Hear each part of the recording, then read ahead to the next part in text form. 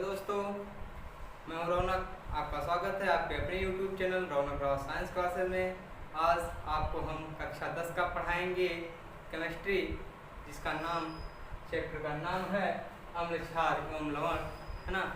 तो इससे पहले आपको बता दूं कि जितने लोग इस वीडियो को देख रहे हैं अंत तक देखेंगे और देखने के बाद वीडियो पसंद आएगा तो लाइक शेयर कमेंट कर देंगे। अगर जितने लोग चैनल पर नए हों तो चैनल पर सब्सक्राइब कर लेंगे और बगल में बेल आइकन प्रेस कर लेंगे, जिससे मेरी नई वर्जन की वीडियो आपको मिल सके। आइए दोस्तों, आपका हेडिंग है विद्युत अपघटन और चैप्टर का नाम है अम्ल क्षार एवं लवण। इससे पहले हम ये जानेंगे कि विद्युत अपघटन क्या होता है, और ये आपका अध्याय 10 है।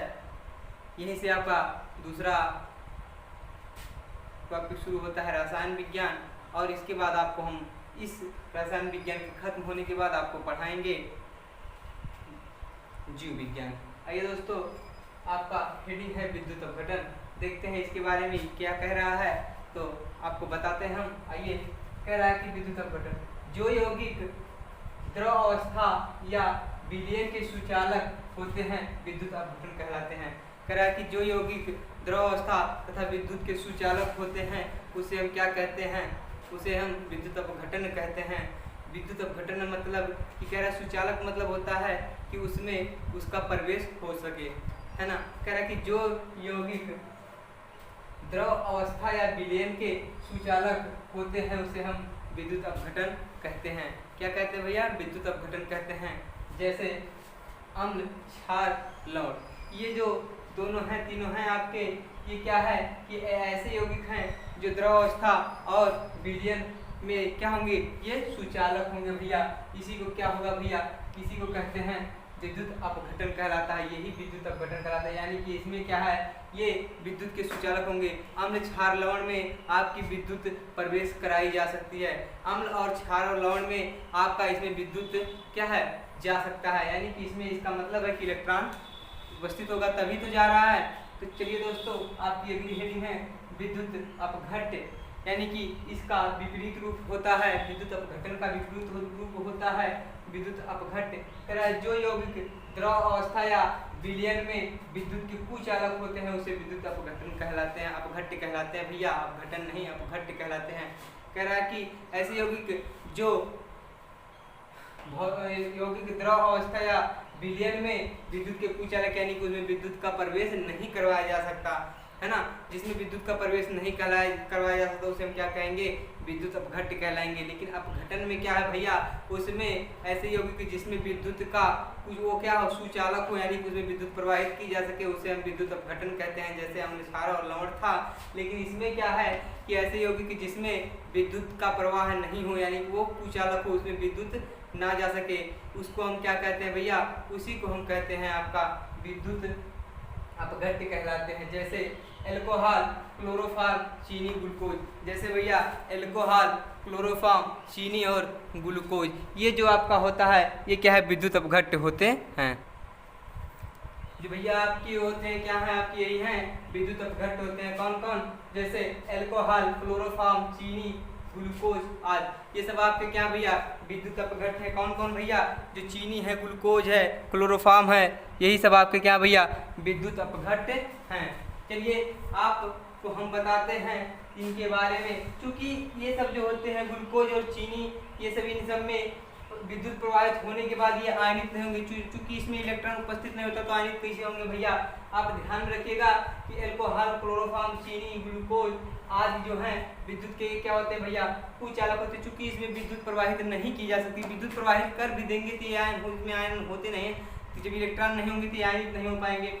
तो वही कह रहा है कि जो ये विद्युत अपघट्य किसे कहते हैं, जो यौगिक द्रव अवस्था या विलयन में विद्युत के कुचालक होते हैं विद्युत अपघट्य कहलाते हैं। जैसे चीनी, एल्कोहल, फिर क्या है क्लोरोफॉर्म, ग्लूकोज आदि, इसमें विद्युत का कुछ यानी कि ये लोग विद्युत के कुचालक में विद्युत प्रवेश नहीं कर सकते। क्योंकि इसमें आयन यानी कि इलेक्ट्रॉन नहीं होता तो इसमें आयनित नहीं होंगे। अगर विद्युत प्रवाहित भी कर देंगे तो ये आयनित नहीं होंगे।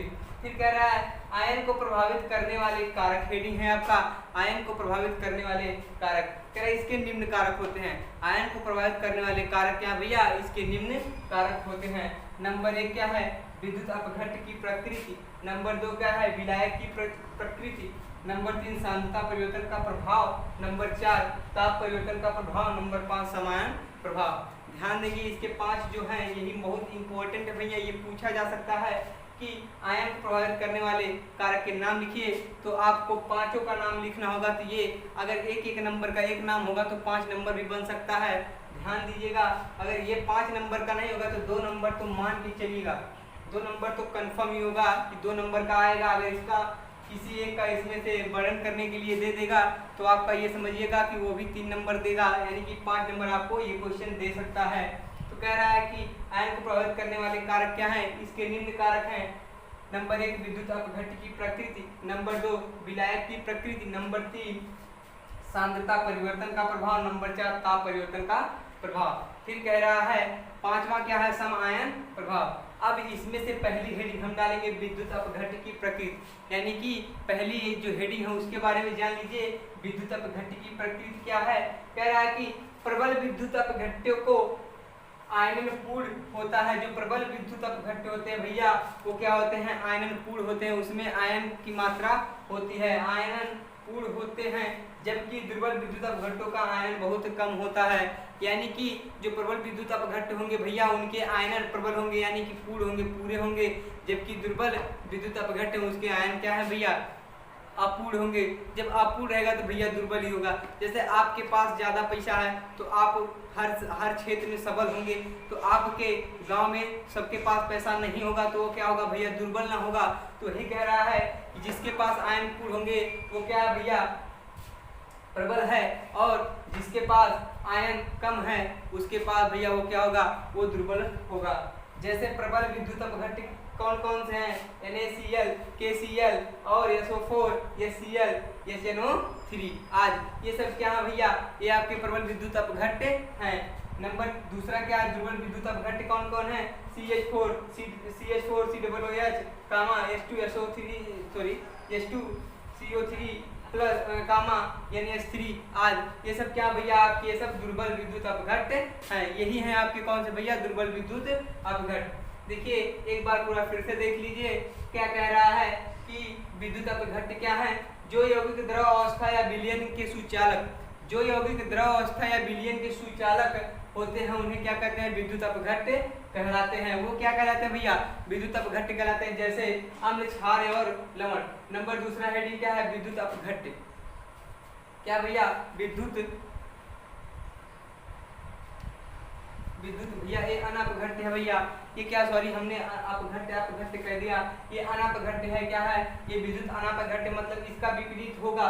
जो यौगिक द्रव अवस्था या विलयन में विद्युत के कुचालक होते हैं उसे हम क्या कहते हैं, विद्युत का अनापघट्ट कहते हैं। यानी कि जो यौगिक क्या होंगे, द्रव अवस्था में विद्युत के कुचालक होंगे उसे हम क्या कहेंगे, विद्युत अनापघट्ट कहेंगे। जैसे एल्कोहल, क्लोरोफॉर्म, चीनी, ग्लूकोज आदि ये क्या है, विद्युत अनापघट्ट है। चूंकि इसमें विद्युत के आयन, अगर विद्युत इसमें प्रवाहित किया जाएगा तो इसमें ये आयनित नहीं होते, इसलिए कौन से हैं, विद्युत अनापघट्ट हैं।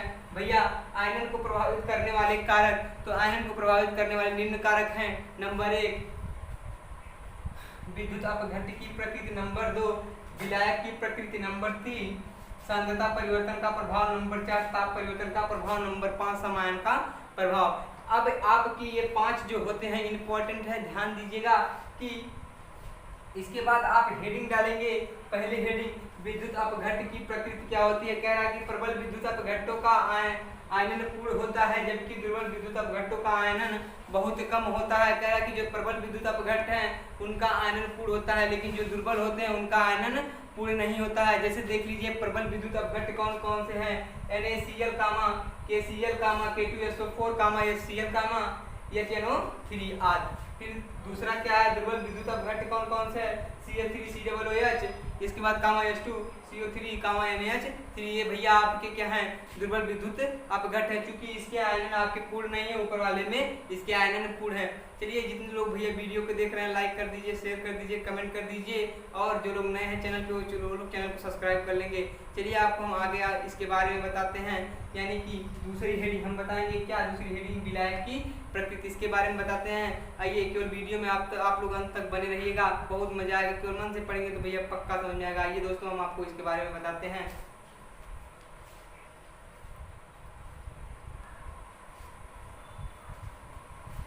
आइए दोस्तों, आपकी हेडिंग क्या है? विलायक की प्रकृति। ये क्या होता है इसके बारे में जानिए। और इससे पहले हमने बताया आपको, क्या आपको इससे पहले हमने बताया विलायक की विद्युत अपघट्ट की प्रकृति हमने बताया, उसके बारे में आपको बताया। यानी कि अगली हेडिंग आपकी विलायक की प्रकृति। विलायक की प्रकृति के बारे में जानिए। कह रहा है कि आयनन की मात्रा विलायक की प्रकृति पर निर्भर करती है। आयनन की मात्रा किस पर निर्भर करती है? विलायक की प्रकृति पर निर्भर करती है। और कह रहा है ध्रुवीय विलायकों में आयनन की मात्रा अधिक, जबकि अध्रुवीय विलायकों में आयनन की मात्रा कम होती है। एक बार फिर से देखिए दोस्तों, कह रहा है कि आयनन की प्रकृति विलायक की मात्रा पर निर्भर करती है। यानी कि जो आयनन की क्या है, आयनन की जो मात्रा है किस पर निर्भर करेगी? विलायक की प्रकृति पर निर्भर करती है। फिर कह रहा है ध्रुवीय विलायकों में आयनन की मात्रा अधिक, जबकि अध्रुवीय विलायकों में आयनन की मात्रा क्या होता है भैया? कम होता है। जबकि अध्रुवीय विलायकों में आयनन की मात्रा कम होता है और ध्रुवीय विलायकों में आयनन की मात्रा क्या होती है? अधिक होती है। फिर ध्यान दीजिएगा, अगली हेडिंग है, ये दूसरा पॉइंट था आपका, ये तीसरा है, ये चौथा है और ये पांचवा है। इस चीज को ध्यान रखिएगा। पांचों हम आपको बताएंगे और पांचों के बारे में आप लोग को जानकारी रखनी है। चलिए, कह रहा है कि सांद्रता परिवर्तन का प्रभाव, तीसरा नंबर है। कह रहा सांद्रता परिवर्तन का प्रभाव क्या है? कह रहा तन्यता बढ़ाने पर आयनन की मात्रा बढ़ जाती है। यानी कि अगर उसकी तन्यता बढ़ गई, बढ़ाया जाए तो उसमें आयनन की मात्रा क्या होगी भैया? बढ़ जाएगी। यदि किसी पदार्थ की तन्यता जो बढ़ा दिया जाता है उसमें जो आयनन की मात्रा होती है वो थोड़ा और जितना बढ़ाएंगे उतने उसकी आयनन की मात्रा बढ़ जाएगी। किसी पदार्थ की अगर तन्यता बढ़ गया तो उसमें जो आयनन की मात्रा होगी क्या हो जाएगी भैया? बढ़ जाएगी। फिर कह रहा है ताप परिवर्तन का प्रभाव। कह रहा है ताप बढ़ाने पर आयनन की मात्रा बढ़ जाती है। यानी कि जितना आप ताप बढ़ाएंगे उसी के साथ आपकी आयनन की मात्रा भी भैया क्या होगी? बढ़ जाएगी। फिर कह रहा है ऊपर कहा अगर तन्यता बढ़ाएंगे तो उसमें आयनन की मात्रा बढ़ जाएगी। फिर कह रहा है कि अगर आप इसमें ताप बढ़ा देंगे तो क्या होगा? उसमें भी आयनन की मात्रा बढ़ जाती है। सांद्रता परिवर्तन के प्रभाव में क्या था? अगर उसमें तन्यता में थोड़ा सा वृद्धि की जाएगी उसमें आयनन की मात्रा बढ़ जाएगी। और इसमें कह रहा है ताप के प्रभाव में कह रहा है ताप में थोड़ा सा भी वृद्धि की गई तो उसमें क्या होगा कि उसकी आयनन की मात्रा क्या होगी भैया? बढ़ जाती है। फिर कह रहा है सम आयन प्रभाव। सम आयन प्रभाव को ध्यान में रखिएगा, ये पूछता बहुत बार। सम आयन प्रभाव से आयनन की मात्रा घट जाती है। सम आयन प्रभाव से आयनन की मात्रा क्या होती है भैया? घट जाती है। 2 में तो हमें बढ़ी, 1-2 में जब सांद्रता परिवर्तन हुआ तब बढ़ी, जब ताप परिवर्तन हुआ तब बढ़ी। सांद्रता परिवर्तन में अगर उसकी तन्यता को बढ़ाया जाता है उसकी आयनन की मात्रा बढ़ जाती है। ताप परिवर्तन प्रभाव में क्या था? यदि उसके ताप में थोड़ा सा परिवर्तन किया जाता है तब भी उसकी आयनन की मात्रा बढ़ जाती है। लेकिन सम आयन प्रभाव में ऐसा कुछ भी नहीं है। सम आयन प्रभाव से आयरन की मात्रा क्या होती है भैया? घट जाती है। जितने भी समान प्रभाव रहेंगे यानी कि सम माने बराबर, आयन मतलब उसके इलेक्ट्रॉन, यानी कि जितने भी समान आयन के होंगे उसकी क्या भैया? सम आयन प्रभाव में आयन की मात्रा क्या, समान आयन वाले प्रभाव में उसकी आयन की मात्रा क्या होती है? कम हो जाती है। चलिए दोस्तों, आपका आज यहीं तक, यहीं पे आज की आपकी वीडियो खत्म होती है। और एक बार कहूँगा भैया, फिर से कहूँगा, वीडियो देख रहे हो तो लाइक करिए, शेयर करिए, कमेंट करिएगा। यदि आप मेरे चैनल पर नहीं हो तो चैनल को सब्सक्राइब कर लीजिएगा। एक बार फिर से कहूँगा, लाइक कर दीजिए भैया, like, comment, share, comment share. इसके बाद चैनल को सब्सक्राइब करके भैया बगल में जो घंटी है इसे करके है ना उसको बजा दीजिए भैया, ताकि मेरी लेटेस्ट वीडियो सबसे पहले आपको मिले। चलिए दोस्तों, मिलते हैं आपसे अगले वीडियो में, तब तक के लिए जय हिंद।